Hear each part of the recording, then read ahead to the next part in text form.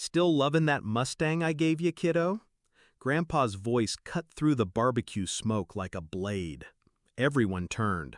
My ribs froze on the plate. My tongue stuck to the roof of my mouth.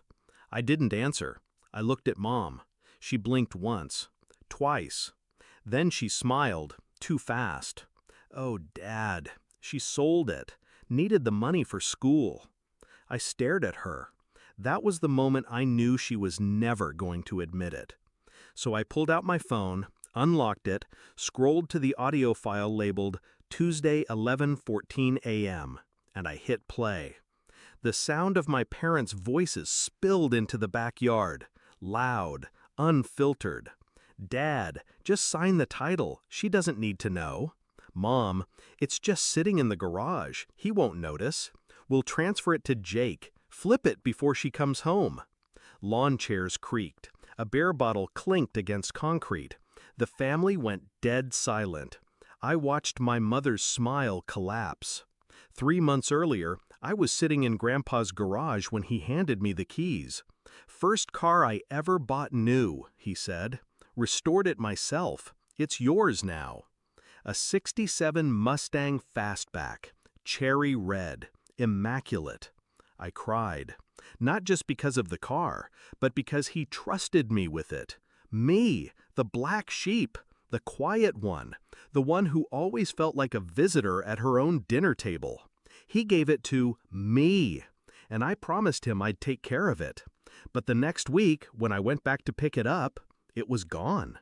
Mom said Grandpa changed his mind, that he decided to sell it after all, that it was too much responsibility.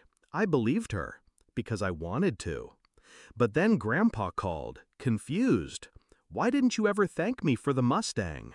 That's when the cracks showed. The overlapping lies, the fake concern, the awkward glances between my parents when I brought it up. So I waited, I dug, I played along, until I heard my mother on the phone in the kitchen talking about selling the Mustang to Jake for cash before she gets suspicious. I walked in. She froze. I didn't argue.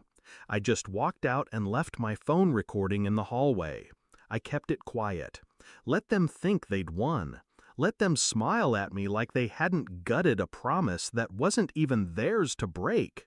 I told Grandpa I'd been busy with school, that the car was amazing. He didn't know he was being lied to. Until that barbecue. I looked at Grandpa while the audio played. His face drained, one word at a time. She doesn't need to know. Flip it before she comes home. The silence afterward felt heavy, like smoke that wouldn't clear. My father opened his mouth, but I cut him off. It was never yours to sell, either of you. 2 days later, I filed the police report. Not to press charges yet, just enough to shake the ground they stood on.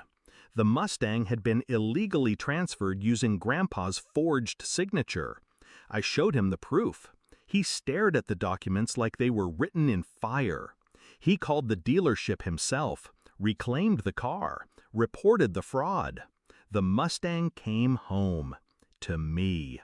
Mom cried, said I'd embarrassed the family, that things like this should be handled privately. I told her she should have thought of that when she sold a gift meant for me to her golden child nephew. She said I was being dramatic, said Grandpa would have forgiven them. I asked her if that's what she told herself every time she lied. Grandpa doesn't speak to them now. He calls me on Sundays, tells me about the old days, when people's word actually meant something. Sometimes I drive down in the Mustang and we go for long rides, quiet ones. But the silence isn't uncomfortable anymore. It's clean, solid, honest. They thought I wouldn't fight back, that I was too soft, too quiet, that I'd accept the story they fed me with a thank you and a smile. But I'm not that girl anymore. I don't need to raise my voice to make a point. I don't need to scream to set something on fire. Sometimes all it takes is pressing play.